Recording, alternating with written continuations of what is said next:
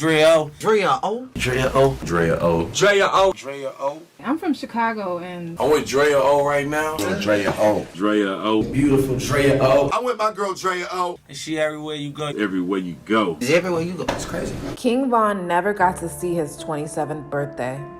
On November 6th, it'll be exactly 1 year since the Chicago rapper was shot and killed in Atlanta. Even though he's gone, his presence still lives on. One of the ways his legacy is being etched in stone is a new mural that was completed just days before his August 9th birthday. It's located across the street from where he grew up in Chicago, in an apartment building called Parkway Gardens. The Chicago police are not very happy about this, and they want the mural to come down immediately. Come along with me as I travel to O Block to see the new King Von mural. And I also speak with Delilah Martinez, the head of the mural movement, about all the work that went into making sure that this mural went up and how she's currently fighting to make sure that it stays up. I wrote about this for Complex, so head over to complex.com to read the full feature. So we are on our way to O Block. I'm gonna show you guys the new King Von mural and show you O Block because I know a lot of people want to see what O Block looks like, so let's go. Right now we're on the south side of Chicago and we're standing in front of the new King Von mural. So this just came up right in this neighborhood. We're in O Block.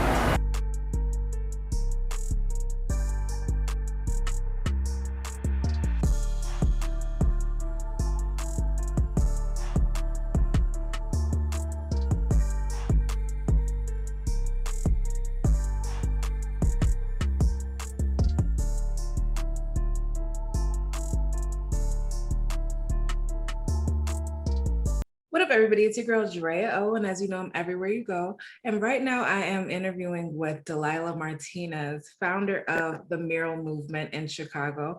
Hi, Delilah, how are you? Fine, how are you? So talk to me about your organization. What made you want to start the Mural Movement and how long have you been running with it? So the Mural Movement started in June 2020, last summer here in Chicago.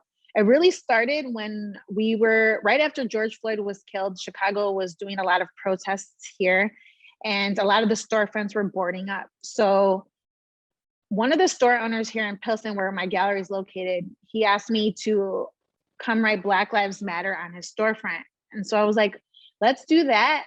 And we're gonna do imagery. And so overnight, like I looked for some artists and they came, and this is the time during curfew. So we had to do everything pretty quickly. Everything was shutting down early. So the first mural went up, it was right here on 18th Street. And it said Black Lives Matter. It was featuring Frills, Clue, and Fire Falco. And that night when we were completing it, a lot of other store owners started to reach out to me because they wanted to do the same thing with different artists. So quickly, like overnight, it was like 7 to 8 more stores that were requesting this. So I started to put out a call on social media, say, if anybody wants to do Black Lives Matter on their storefront, let us know. We'll come do that. We'll volunteer. We'll provide the materials for the artists. Also, during that time, the narrative on Black and Brown unity started to change. There was a lot of rumors in Chicago that the Black and Brown communities weren't really getting along. Yeah. And I was volunteering at a food pantry in Healthy Hood. And one of my friends from the South Side, him and I were collaborating on creating these hubs of food pantries on the South and West Side communities, because at that time also CPS cut off lunches. So we were like, okay, so how could we create these food pantries in different areas? But my friend, of whom is African-American, he was like, I don't know if I want to go to Pilsen. We've been hearing these rumors. And I was like, what? Like, you come here all the time. You know, this is one of my really close friends. And so that really bothered me. And I was talking to another artist friend of mine. I'm like, man, you know, these rumors, like, I don't like that because, you know, most of my friends are of color and this is just really bothersome. He's like, well, why don't we do a Black and Brown unity wall?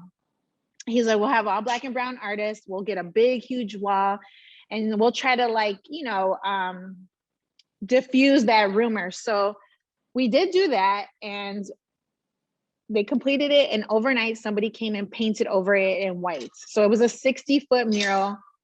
And someone literally painted overnight. And it was about 9 artists. These are big name artists that usually get paid a lot of money to do these murals. They volunteered their work, their time. It also costed us money. We were raising funds on our Instagram, and someone came and painted over it in the middle of the night.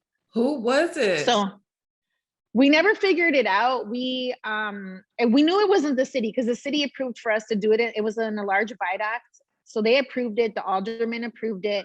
So it wasn't like the city. It obviously was someone that didn't like the message. So, you know, that morning, at the time, we had a lot of the media following what we were doing. And it was, I think, the Tribune that said, hey, we're here. It's like 7 a.m. And they're like, the mural's not here. And I'm like, wait, we just completed it last night.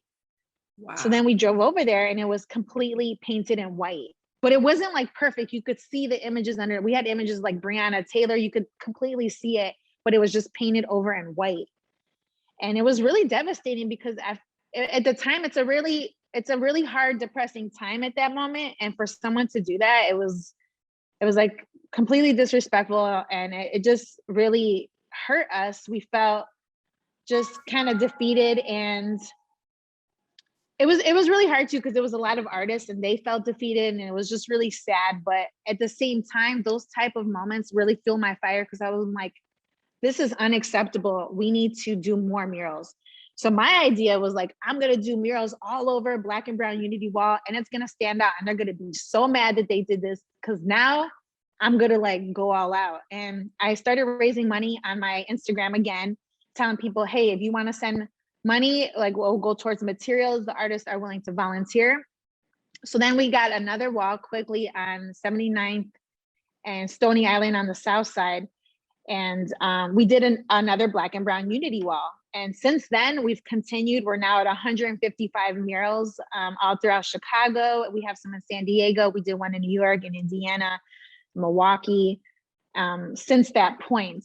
But that is how it stemmed from, is someone like vandalizing our mural. Wow. So we continue to go, and it's been quite a journey. But the whole point of it is to beautify Black and Brown communities, because I know that we need that in our communities. And I grew up in Chicago, but I did go to a Catholic school until the 5th grade, which was in Bridgeport. And it was all white people. And they've treated me really bad. They used to call me the N-word. They would bully me. They would invite me to things, uninvite me. The teachers were horrible. The nuns were bad. And it's because they made me feel bad for the color of my skin. So I always related to things of like suppression and people being mistreated for the way that they look. And it made me really insecure as a young girl, because there wasn't no representation of beauty with women of color. Like there was no models, no Barbies, no nothing. So at a young age, I can remember praying to be fair skinned, blue eyes, blonde hair. And my mom would always tell me like, don't worry, when you're older, people are gonna pay to be your color. And I just didn't really get it. I get it now. But at the time, I was really insecure. And I think all the things I'm doing now stems from those traumas that I've had, because I know how much representation is important to people to feel beautiful, valued, heard, noticed. So I feel like it's my purpose to beautify these communities, especially for people of color, so that way they feel empowered. So as far as the King Von mural in that area, talk to me about, did you think that it was going to be so successful? Because honestly, it's only been up, you guys put it up around his birthday, right? A couple of days before his birthday. It's been what, like 10 days since his birthday? It hasn't even been that long. I did know that it was gonna grab attention, but not to this caliber. And I think it's grabbed this attention because there's a lot of, like, to be honest, it feels like 90% of the people like it, but the small percentage of people don't like it. They have some type of voice. And I didn't think it would get to this way, but it really started because Von's team that hired me to do this, they reached out to me and they're like, we have a problem. The police keep going into the store and telling the store owner to take it down. It's gonna cost things. I'm like, well, has it caused anything? They're like, no, it hasn't. This is before his birthday. So like the very first day they were already going in the store. It's because they didn't like the chain. Wow. So they were like, you need to remove the chain. I'm like, this mural's completed. We're not removing this. It bothers me that the police are going to the store, because I could only imagine, as a store owner, I have a gallery. If the police were coming into my place every day, that's going to bother me too.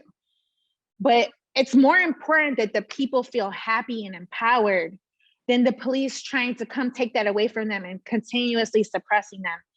So I talked to the store owner and I'm like, dude, this is really important to keep up. We see how much love it's getting. We see how much the community loves it. And he's like, I agree. Like, I want to keep it. I love it.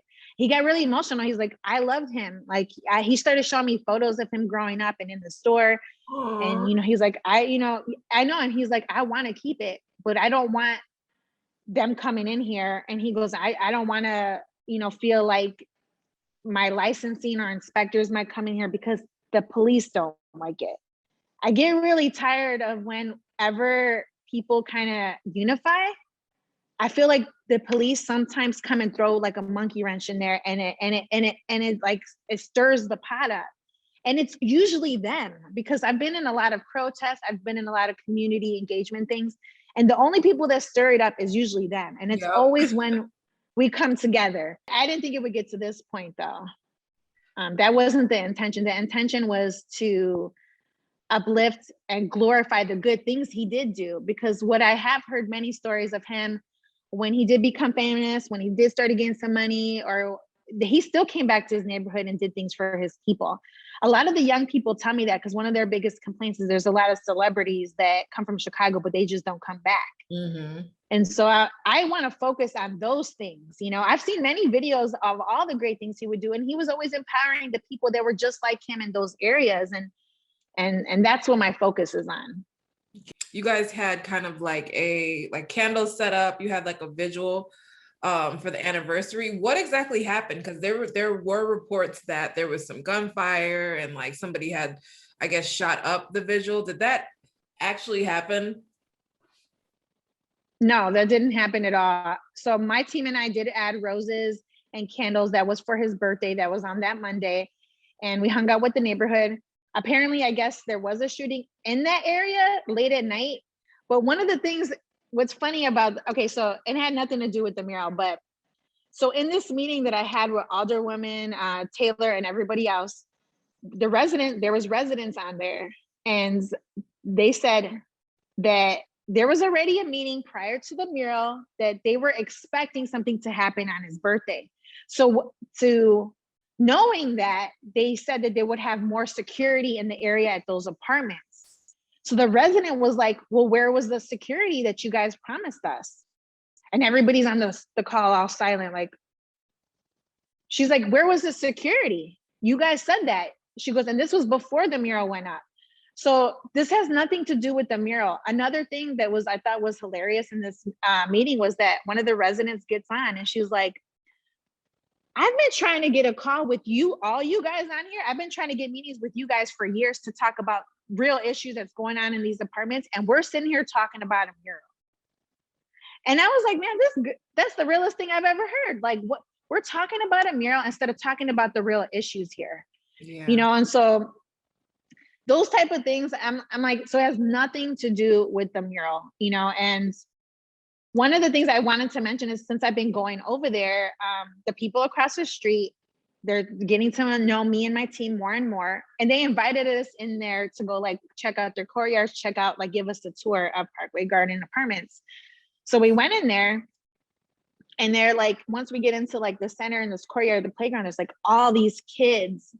And the guys turn around, they're like, see, it's just kids, and I'm like, yeah, it is. And it was like really beautiful because there were so many kids running around having a good time. But I saw their playground. I saw their makeshift basketball court. I saw that there's like no color on these buildings. It's like completely basic.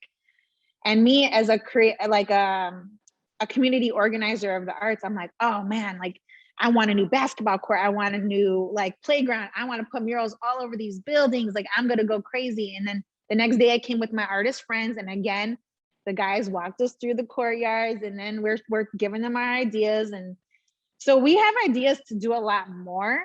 It wasn't just going to stop there, but people aren't even giving us the chance to talk about that.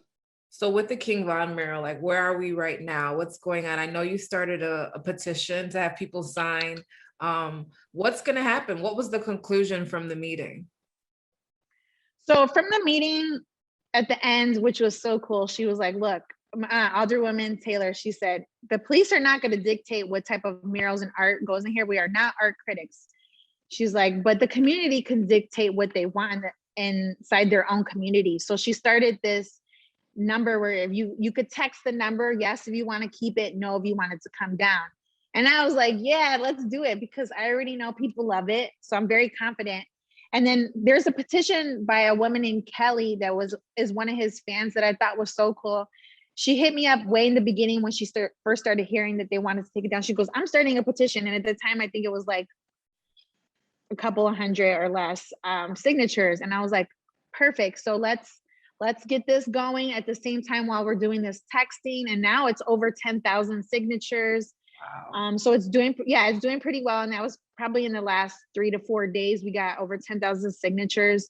So right now it's looking good. And also in the meantime, until we figure out what the community decides, we will be planning on Labor Day weekend, a community barbecue. So we're going to provide, it's kind of like a Black and Brown unity community barbecue. So I'm in Pilsen. So a lot of my peers, we're going to go there. We're going to provide free food to the community, free resources such as like COVID testing, HIV testing, haircuts. We also have hair braiding. We're going to do face painting, some art stuff. So we're going to just do like a whole community engagement element in honor of him. And so we're just planning to do more. We're also connected now with Project Hood, which is over by O Block, and New Beginnings Church with Pastor Corey Brooks. So he's on board too. So we have a lot more plans. I'm fully confident that the mural is gonna stay up. Where can people vote, and where can they get more information about everything that you're doing? So you guys could go to themuralmovement.org. There's the petition there. There's also a flyer to text this number. I guess the texting is until the 24th. And you could go to themuralmovement.org, and you could also join us if you want to volunteer. If anybody wants to volunteer on our team or be part of our team, or if any artist wants to get with the program. And, I just want to stress that the Mural Movement's core values is radical love and restorative justice. And if people don't like it, that's just too bad. So when will we know what is the final date to know? I don't know. I don't know. But what I'm thinking is along with the petition and the texting and my community engagement barbecue, that this will all help with Alderwoman Taylor letting the police know to just back. That's really what we want, is the police to back. So hopefully we'll know maybe by the end of next week. Okay, cool. And then if they do take it down, what's the next move? Are you going to move it somewhere else?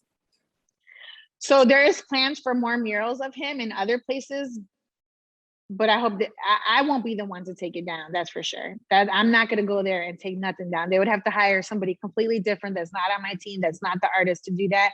We don't want no parts in removing that mural. Mm-hmm. If that were to happen. I'm kind of confident, and that's also going to hurt the store owner too. So I just hope that's not what's going to happen.